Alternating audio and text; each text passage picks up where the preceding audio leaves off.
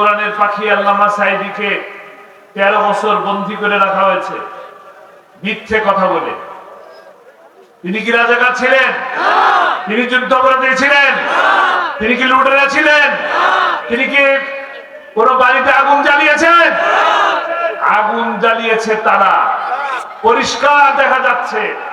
রাতের আধারে সচিবালয়ে আগুন জ্বালিয়েছে তারা। বাসের আগুন জ্বালিয়ে 100 জন মানুষকে মারা হয়েছে।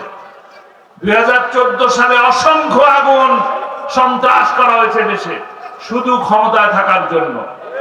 এরা ক্ষমতায় থাকার জন্য হত্যা করে, এরা ক্ষমতায় যাওয়ার জন্য হত্যা করে, ক্ষমতাকে পাকাপোক্ত করার জন্য হত্যা করে, আগুনও জ্বালায়। শুধু যে মানুষটা পালিয়ে গেল, যারা পালিয়ে গেল তারাই শুধু কিন্তু এই কাজ করে না, তার বাপই একই কাজ করে গেছে। বাংলাদেশ স্বাধীন হওয়ার পর, এই বিজয়ের মাস, বাংলাদেশ স্বাধীন হওয়ার পর এই দেশে 30,000 মানুষকে সে হত্যা করেছে, বিনা বিচারে হত্যা করেছে।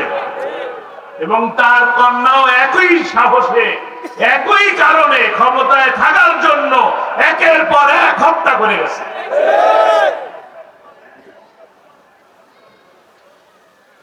আবু সাইদের অপরাধ কি ছিল? কি অপরাধ ছিল? কোটা বিরোধী আন্দোলন করেছে। কোটা বিরোধী আন্দোলন করলে কি গুলি করে মারতে হবে? এটা তো স্বাধীন দেশ। আমি কি আমার কথা বলতে পারবো না? জোর করবেন কেন? মারবেন কেন? এরকম সময়ও গেছে, মাহফিলের স্টেজে আলেমরা বক্তব্য রাখছে আর তারা দাও কুড়াল নিয়ে উঠে এসছে। এরকম সময় গেছে কিনা? আপনাকে আবার সেই সময় ফিরে পেতে চান? যারা শেয়ার বাজার ডাকাতি করেছে, লুট করেছে, তারাই 71-এ লুটেরা ছিল। যারা বাংলাদেশ ব্যাংক ডাকাতি করেছে, তারা 71-এ লুটেরা ছিল। যারা সচিবালয়ে আগুন জ্বালিয়েছে, তারা 71-এ আগুন জ্বালিয়েছে। জামাত ইসলামী আগুনের চাষ করে না, হত্যার রাজনীতি জামাত ইসলামী করে না। জামাত ইসলামী মানবতার কাজ করে, মানুষের পাশে বিপদের দিনে দাঁড়ায়। তারা কোরআনের দাওয়াত মানুষের কাছে পৌঁছে দেয়, মিথ্যের আশেপাশে তারা যায় না। যারা স্বপ্ন দেখায় নির্বাচনের আগে বাংলাদেশকে মালয়েশিয়া বানাবে, সিঙ্গাপুর বানাবে, আর নির্বাচিত হয়ে কানাডায় বেগম পাড়া বানায়, তারাই চোর, তারাই ডাকাত। কাদের পক্ষে থাকবেন? ইসলামের পক্ষে থাকবেন, কোরআনের পক্ষে থাকবেন। তাদের সকলকে আমার অন্তরের অন্তঃস্থল থেকে জানাচ্ছি আসসালামু আলাইকুম ওয়া রাহমাতুল্লাহি ওয়া বারাকাতুহু। আলহামদুলিল্লাহ, সর্বপ্রথম মহান মনিবের দরবারে শুকরিয়া আদায় করি যে আল্লাহ রাব্বুল আলামিন এই কিশোরগঞ্জের এই মাটিতে, যে মাটিতে অতীতে কোরআনের পাখি শহীদ আল্লামা দেলোয়ার হোসাইন সাঈদী রাহিমাহুল্লাহ যে মঞ্চে এসেছিলেন, সেই মঞ্চে আমাকেও আনলেন, আপনারাও আসলেন। এই দুপুরবেলা কোরআনের কথা শোনার যে আল্লাহ সুযোগ করে দিলেন, সেই মহান মনিবের দরবারে সিজদা অবনত মস্তকে সমস্বরে শুকরিয়া আদায় করি, বলি আলহামদুলিল্লাহ। রব্বানা লাকাল হামদ হামদান কাসীরান তাইয়্যিবান মুবারাকান ফীহি। সেই সাথে ধন্যবাদ জানাই এই দিনের বেলা যারা কোরআনের আলোচনা, নবী করিম সাল্লাল্লাহু আলাইহি সাল্লামের জীবনী আলোচনা করার যে সুযোগ, যে আয়োজক করলেন, সেই আয়োজক কমিটিকে এবং মজলুম দল, মানবিক দল, মানবতার দল বাংলাদেশ জামাত ইসলামী কিশোরগঞ্জ শাখার এই আয়োজককে একটি ধন্যবাদ জানাই। আপনাদের সকলের পক্ষ থেকে আমি তাদেরকে ধন্যবাদ জানাচ্ছি, মোবারকবাদ জানাচ্ছি, শুভেচ্ছা জানাচ্ছি। আল্লাহ তাআলা এই আয়োজনকে কবুল করে নিন। এই আয়োজনের মাধ্যমে এলাকাকে আবাদ করে দিন। আল্লাহ তাআলা আমাদেরকে কঠিন মুসিবতের সময় এই মাহফিল আমাদের জন্য নাজাতের উসিলা হয়ে যায় বলে আমিন। আল্লাহ তাআলা কোরআনের মধ্যে বলেছেন, লাকাদ কানা লাকুম ফি রাসূলিল্লাহি উসওয়াতুন হাসানাহ। আমাদের প্রিয় নবী, শেষ নবী, আখিরি নবী, শ্রেষ্ঠ নবী মুহাম্মদুর রাসূলুল্লাহ সাল্লাল্লাহু আলাইহি ওয়াসাল্লামের মধ্যেই রয়েছে আমাদের জানার, চলার, বোঝার উত্তম ব্যবস্থা। নাকি যে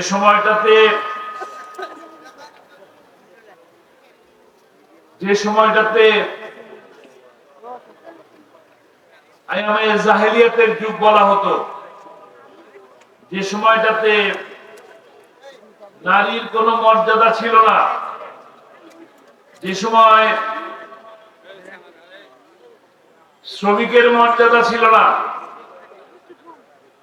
যে সময় সাদা কালোর ভেদাভেদ, ঘরে ঘরে গোত্রে গোত্রে যুদ্ধ, শান্তি ছিল না, সেই সময়ে মানবতার নবী, শ্রেষ্ঠ নবী, আমাদের প্রিয় নবী মুহাম্মদুর রাসূলুল্লাহ সাল্লাল্লাহু আলাইহি সাল্লাম এই পৃথিবীতে আসলেন এবং সোনালী যুগ, স্বর্ণালী যুগ, ন্যায় ইনসাফ প্রতিষ্ঠার মাধ্যমে সৃষ্টি করলেন। সঠিক বললাম কিনা? যে সময়টাতে একটি কন্যা সন্তান জন্ম নিলে পিতারা সরাসরি সন্তানকে জীবিত দাফন করে দিত, যে সময় নারীদেরকে ভোগ করে যখন তারা গর্ভবতী হতো, তখন বন্ধুদের মজলিসে আড্ডাখানায় তাদেরকে নিয়ে নৃত্য করিয়ে উলঙ্গ করে তারপরে পেট ছিঁড়ে সেই বাচ্চাকে প্রসব করানো হতো। সেই সময়ের সেই জাহেলি যুগ থেকে আমাদের প্রিয় নবী মুহাম্মদ রাসূলুল্লাহ সাল্লাল্লাহু আলাইহি সাল্লাম তার আদর্শ দিয়ে, কোরআনের শাসন দিয়ে একটি ইনসাফ ভিত্তিক কল্যাণমুখী রাষ্ট্র প্রতিষ্ঠা করেছিলেন। তিনি সবকিছু বুঝতেন, মানুষের দরদ যেমন বুঝতেন, এতিমের দরদ যেমন বুঝতেন, প্রাণীর দরদও তিনি বুঝতেন। তিনি কি ছিলেন? রাহমাতুল লিল আলামিন ছিলেন। সমগ্র জগতের জন্য রহমত স্বরূপ আল্লাহ তাআলা আমাদের জন্য পাঠিয়েছিলেন। সেই নবী, আমাদের প্রিয় নবী মুহাম্মদ রাসূলুল্লাহ সাল্লাল্লাহু আলাইহি সাল্লাম হেঁটে যাচ্ছেন, পথিমধ্যে একটি উট তাকে দেখে পায়ের কাছে সেজদার মতন পড়ে গেল, তার চোখ থেকে পানি পড়তেছে। উট কি কথা বলতে জানে? কিন্তু উঠের সেই চোখের পানি এই দরদি নবী তিনি ঠিকই বুঝলেন। কি বুঝলেন? উটটার যে স্বাস্থ্য থাকা দরকার ছিল সেই স্বাস্থ্য ছিল না। উটের মালিককে ডাকা হলো, তিনি ডেকে বললেন, এই উট কি তোমার? বললেন আমার। তুমি এই উটকে যে পরিমাণ শ্রম দাও, যে পরিশ্রম করাও তাকে দিয়ে, সেই পরিমাণ খাদ্য তুমি তাকে দাও না, তার প্রতি জুলুম করতেছ। আগামী দিনে তাকে সঠিক মতন খাদ্য দাও। এই মানবতা কে দেখিয়েছে? কে দেখিয়েছেন? আমাদের নবী দেখিয়েছেন। যেখানে নারীর মর্যাদা ছিল না সেখানে নারীর মর্যাদা প্রতিষ্ঠা হয়েছে। সাদা কালোর ভেদাভেদ ছিল, কালোর কোনো মর্যাদা ছিল না, কালোরা ছিল দাসী। সেই দাসকে দিয়ে মুক্ত করে আজান দেওয়ালেন, সম্মান দেওয়ালেন। কে দিলেন? আমাদের সেই প্রিয় নবী তার আদর্শ দিয়ে, কোরআন দিয়ে তিনি এই সোনালী যুগ সৃষ্টি করলেন। আমরা আজকে যে অবস্থায় আছি, একের পর এক ষড়যন্ত্র। আমরা সেই কোরআনকে ছেড়ে দিছি, নবীর আদর্শকে ছেড়ে দিছি, যে কারণে আমাদের উপরে একের পর এক মুসিবত আসে, বিপদ আসে। আমরা বারবার ষড়যন্ত্রের শিকার হই। শিকার হই কি না? দেখতে পাচ্ছেন ষড়যন্ত্র, দেখতে পাচ্ছেন। গতকালকেও গভীর রাতে সচিবালয়ের 7 নম্বর ভবনের 2 মাথায় আগুন ধরিয়ে দেওয়া হয়েছে। ষড়যন্ত্র হচ্ছে, টের পাচ্ছেন? আমরা কিছুদিন আগেও একটা জুলুমের মধ্যে ছিলাম, একই রকম জুলুম। সেই 1450 বছর আগে যারা কোরআনের কথা বলতেন, যারা ইসলামের দাওয়াত দিতেন, তাদের উপরে যে জুলুম নির্যাতন হয়েছে, একই ভাবে গত 16 বছরও আমাদের উপরে জুলুম এবং নির্যাতন করা হয়েছে। বিলাল রাদিয়াল্লাহু তাআলা আনহুর জীবনী জানেন তো নাকি? তাকে গরম পাথর, আগুনে পোড়া পাথর দিয়ে মরুভূমির, উত্তপ্ত মরুভূমি বালুর উপরে শুইয়ে রাখা হয়েছিল। মনে আছে? এর শব্দ কিসের?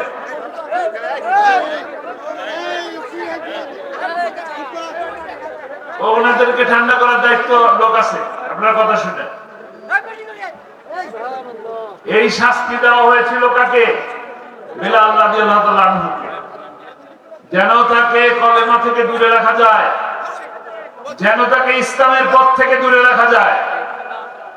একই রকম আপনারা জানেন কিনা, মিঠাপুকুরে গেছিলাম, সেখানে একটি পরিবার, একজন স্বামী এবং স্ত্রীকে গুম করা হলো। স্বামীকে রাখা হয়েছে এই নীলফামারীতে, আর স্ত্রীকে রাখা হয়েছে রংপুরে, মিঠাপুকুর রংপুরে। একটি কবরের মতন বানানো হয়েছে, সেই কবরের মধ্যে ওই পুরুষটিকে রাখা হয়েছিল, আর মহিলাটাকে রাখা হয়েছিল একটি ছোট্ট ঘরের মধ্যে। ওই মহিলার উপরে এরকম নির্যাতন করা হয়েছে যে প্রতিদিন তার শরীরে ব্লেড দিয়ে ছোট্ট একটু কেটে দিত, কেটে দিয়ে সেই কাটা অংশে লবণ লাগিয়ে দাও। কি ছিল এটা? নির্মম বর্বর অত্যাচার। এই অত্যাচারের কারণ কি? তারা কোরআনের দাওয়াত দেয়, তারা জামাত ইসলামের কর্মী। জামাত ইসলামের কর্মী হওয়া কি অপরাধ? জামাত ইসলামের কর্মীরা কি আপনাকে মারে, পিটায়, নাকি আপনাদেরকে বিপদের পাশে দাঁড়ায়? জঙ্গি তো তারা, সন্ত্রাসী তারা, যারা দেশব্যাপী লগি বৈঠা ডেকে নিয়ে যে ঢাকা শহরে 11 জন মানুষকে রাজপথে পিটিয়ে পিটিয়ে হত্যা করে নৃত্য করেছে। জামাত ইসলামের ইতিহাসে এগুলা নাই, আছে? একটা ছেলে আপনার বুয়েটের ছাত্র, সে ফজরের নামাজ পড়ে। অপরাধ কি? ফজরের নামাজ পড়ে, এই কারণে তাকে শিবির সন্দেহ করে ঘরের মধ্যে নিয়ে রুমের দরজা আটকিয়ে হাতুড়ি দিয়ে গিরায় গিরায় পিটিয়ে পিটিয়ে হত্যা করেছে। জানেন কিনা? সন্ত্রাসী কারা? সন্ত্রাসী কারা? 5ই মেতে যারা রাতের আধারে লাইট অফ করে দিয়ে, কারেন্ট অফ করে দিয়ে, পাখির মতন গুলি করে এতিম ছেলেদেরকে মারা হলো, সন্ত্রাসী কারা? জঙ্গি কারা? যারা পালিয়ে গেছে তারাই জঙ্গি। আজকে যারা সচিবালয়ে আগুন জ্বালিয়েছে, ওই পরাজিত পালিয়ে যাওয়া শক্তি আগুন জ্বালিয়েছে। নিঃসন্দেহে বলা যায় তারা এই দেশকে অস্থিতিশীল করার জন্য এই ষড়যন্ত্র করছে। আল্লাহু খায়রুল মাকিরিন। তারা ষড়যন্ত্র করে, আর মহাপরিকল্পনাকারী কে? আল্লাহ। কোরআনের বিপক্ষে থাকলে কখনোই মানুষের মনের মধ্যে জায়গা নেওয়া যায় না। কোরআনের বিপক্ষে থাকলে, ইসলামের বিপক্ষে থাকলে কখনোই সম্মানিত হওয়া যায় না। কোথায় যায়? নিপতিত হয়। আপনাদের কোরআনের পাখি আল্লামা সাঈদীকে 13 বছর বন্দী করে রাখা হয়েছে মিথ্যে কথা বলে। তিনি কি রাজাকার ছিলেন? তিনি যুদ্ধাপরাধী ছিলেন? তিনি কি লুটেরা ছিলেন? তিনি কি কোন বাড়িতে আগুন জ্বালিয়েছেন? আগুন জ্বালিয়েছে তারা, পরিষ্কার দেখা যাচ্ছে। রাতের আধারে সচিবালয়ে আগুন জ্বালিয়েছে তারা। বাসের আগুন জ্বালিয়ে 100 জন মানুষকে মারা হয়েছে। 2014 সালে অসংখ্য আগুন সন্ত্রাস করা হয়েছে দেশে, শুধু ক্ষমতায় থাকার জন্য। এরা ক্ষমতায় থাকার জন্য হত্যা করে, এরা ক্ষমতায় যাওয়ার জন্য হত্যা করে, ক্ষমতাকে পাকাপোক্ত করার জন্য হত্যা করে, আগুনও জ্বালায়। শুধু যে মানুষটা পালিয়ে গেল, যারা পালিয়ে গেল, তারাই শুধু কিন্তু এই কাজ করে না, তার বাপও একই কাজ করে গেছে। বাংলাদেশ স্বাধীন হওয়ার পর, এই বিজয়ের মাস, বাংলাদেশ স্বাধীন হওয়ার পর এই দেশে 30,000 মানুষকে সে হত্যা করেছে, বিনা বিচারে হত্যা করেছে। এবং তার কন্যাও একই সাহসে, একই কারণে ক্ষমতায় থাকার জন্য একের পর এক হত্যা করে গেছে।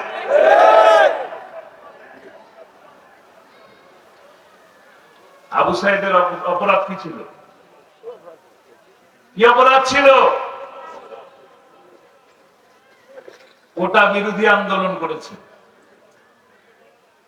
কোটা বিরোধী আন্দোলন করলে কি গুলি করে মারতে হবে? এটা তো স্বাধীন দেশ। আমি কি আমার কথা বলতে পারবো না? জোর করবেন কেন? মারবেন কেন? এরকম সময়ও গেছে, মাহফিলের স্টেজে আলেমরা বক্তব্য রাখছে আর তারা দাও কুড়াল নিয়ে উঠে এসছে। এরকম সময় গেছে কিনা? আপনাকে আবার সেই সময় ফিরে পেতে চান? যারা শেয়ার বাজার ডাকাতি করেছে, লুট করেছে, তারাই 71-এ লুটেরা ছিল। যারা বাংলাদেশ ব্যাংক ডাকাতি করেছে, তারা 71-এ লুটেরা ছিল। যারা সচিবালয়ে আগুন জ্বালিয়েছে, তারা 71-এ আগুন জ্বালিয়েছে। জামাত ইসলামী আগুনের চর্চা করে না, হত্যার রাজনীতি জামাত ইসলামী করে না। জামাত ইসলামী মানবতার কাজ করে, মানুষের পাশে বিপদের দিনে দাঁড়ায়। তারা কোরআনের দাওয়াত মানুষের কাছে পৌঁছে দেয়, মিথ্যের আশেপাশে তারা যায় না। যারা স্বপ্ন দেখায় নির্বাচনের আগে বাংলাদেশকে মালয়েশিয়া বানাবে, সিঙ্গাপুর বানাবে, আর নির্বাচিত হয়ে কানাডায় বেগম পাড়া বানায়, তারাই চোর, তারাই ডাকাত। কাদের পক্ষে থাকবেন?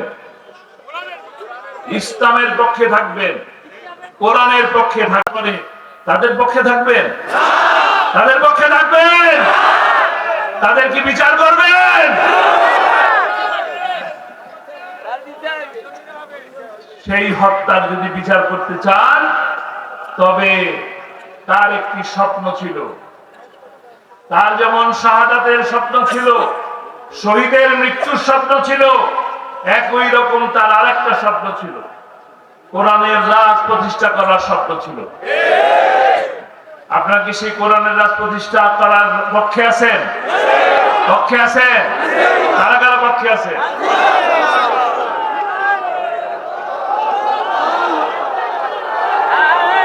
আলহামদুলিল্লাহ, আল্লাহ হাতগুলোকে কবুল করে নিন।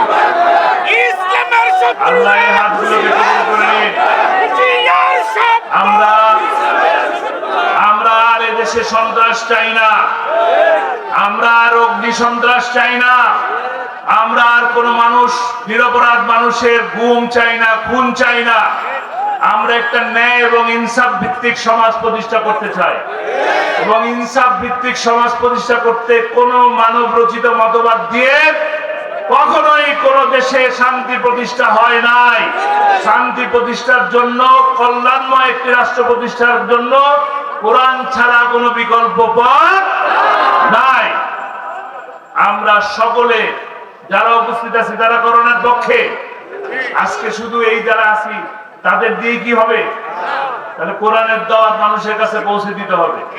আগামীতে যে সময় আসবে, আজকে যে আমরা একটু স্বস্তি পাচ্ছি, ভালো আছি কিনা? ভালো লাগতেছে? জেলে যাচ্ছি না, রিমান্ড হচ্ছে না, মামলা হচ্ছে না, ভালো আছি নাকি? এই অবস্থার থেকে আরো ভালো অবস্থায় যেতে চাই কিনা? যদি ভালো অবস্থায় যেতে চাই, তবে আগামীতে যে সময় আসবে, ইউনিয়ন পরিষদের নির্বাচন, আগামীতে যে উপজেলা পরিষদের নির্বাচন আসবে, সিটি কর্পোরেশনের নির্বাচন আসবে, তখন কাকে ভোট দিবে? কাকে? আর সংসদে? সংসদে কে আছে? এখানে প্রার্থী কে আছে? সংসদে নেতা আছে? কোন সে নেতা? আমরা আগামীতে কোরআনের পক্ষের মানুষের পাশে থাকবো ইনশাআল্লাহ। কোরআনের পক্ষে থাকলেই মর্যাদাবান হওয়া যায়, সম্মানিত হওয়া যায়, এবং আখিরাতেও একইভাবে নাজাত পাওয়া যায়। ঠিক ঠিক। যে লোকটা কোরআনের পাখির বিরুদ্ধে রায় লিখেছিল, তার অবস্থা কি হয়েছে? শুধু বলার কথা, ফাঁসির রায়, ফাঁসির দড়ি কোত্থেকে আসে জানেন? জার্মান থেকে আসে। বাংলাদেশি দড়ি না কিন্তু। তাহলে কি দামি দড়ি? আর গরু ছাগল বাঁধে যে দড়ি দিয়ে, ওটা কি দামি? কোরআনের পাখির বিরুদ্ধে যে ফাঁসির রায় লিখেছে, তাকে গরু ছাগলের দড়ি দিয়ে গলায় বেঁধে টেনে হেঁচড়ে নিয়ে গিয়েছে। অনেক মর্যাদাবান হয়েছে নাকি? সম্মান বেড়ে গেছে? সম্মান বাড়ে নাই, সম্মান কমে গেছে। ঝিনাইদার একজন এমপি আছে, আনার নাম, ফাঁসির রায়ের পক্ষে মিছিল করলেন। মিছিল করে মিষ্টি বিলালেন, মিষ্টি বিলিয়ে সমাবেশ করলেন। সমাবেশে বললেন, অনতিবিলম্বে রায় কার্যকর করতে হবে। কার রায়? কার রায়? এবং সাইদির দাফন বাংলার মাটিতে হতে দেওয়া হবে না। আনারের দাফন কোথায় হয়েছে? কোথায়? টয়লেটে। খারাপ লাগে, খুবই খারাপ লাগে। তার পরিবারের প্রতি আমি সমবেদনা জানাই, দুঃখ প্রকাশ করি। কিন্তু কোরআনের বিপক্ষে থাকলে, ইসলামের বিপক্ষে থাকলে তার পরিণতি এটাই হয়। আসুন আসুন আমরা কোরআনের পক্ষে থাকি, কোরআনের জন্য কাজ করি, কোরআন পড়ি, কোরআন বুঝি, কোরআন পরিবারে মানুষকে কোরআন বুঝায়, কোরআনের রঙে নিজেকে রাঙায়। এরপরেই একটি সময় আসবে যখন একটি শান্তি, কল্যাণ এবং ইনসাফময় সমাজ প্রতিষ্ঠা হবে। আমরা সেই সমাজের দিকে এগিয়ে যাচ্ছি। আল্লাহ যদি আমাদেরকে তৌফিক দান করেন, একটা সময়, একটা দিন আসবে, আমরা দেখতে পাচ্ছি আগামী দিনের যে সূর্য সেটা ইসলামের সূর্য, আগামী দিনের যে সূর্য সেটা কোরআনের সূর্য, আগামী দিনের যে পার্লামেন্ট, সেই পার্লামেন্ট হবে কোরআনের পার্লামেন্ট ইনশাআল্লাহ। আল্লাহ তাআলা আমাদের সকলকে কবুল করুন। আমা তৌফিক ইল্লা বিল্লাহ। আসসালামু আলাইকুম ওয়া রাহমাতুল্লাহ।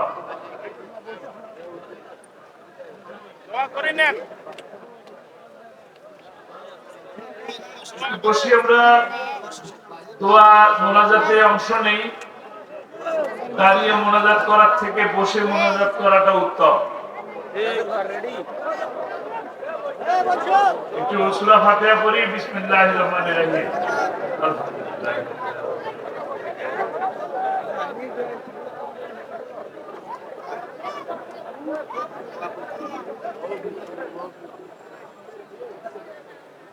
اللهم آمين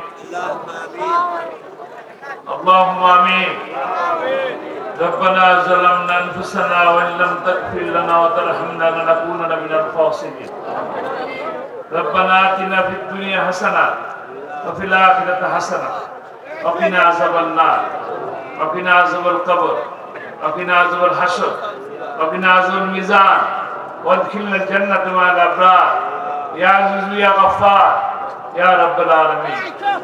ইয়া আল্লাহ, আমরা দুহাত ভরা গুনাহ নিয়ে, গুনার বোঝা মাথায় নিয়ে তোমার শাহী দরবারে আসরের নামাজের আগে হাত তুলেছি।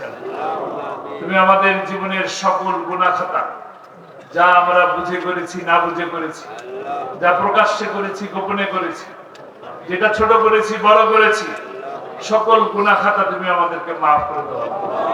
আমাদের মধ্যে থেকে আমাদের বাবা মা, শ্বশুর শাশুড়ি, দাদা দাদি, নানা নানি, আত্মীয় স্বজন যারাই দুনিয়া থেকে বিদায় নিছেন, আল্লাহ তুমি তাদের সকলের গুনাহ খাতাকে মাফ করে দাও রব্বুল আলামিন। আমাদের চাওয়ার কোনো জায়গা নাই, চাওয়ার কোনো উপায়ও নাই। আমরা একমাত্র তোমাকে মানি, তোমাকে বুঝি, তোমাকে দেখি নাই, তোমাকে ভয় করি। আল্লাহ তোমার দরবারে হাত তুলেছি।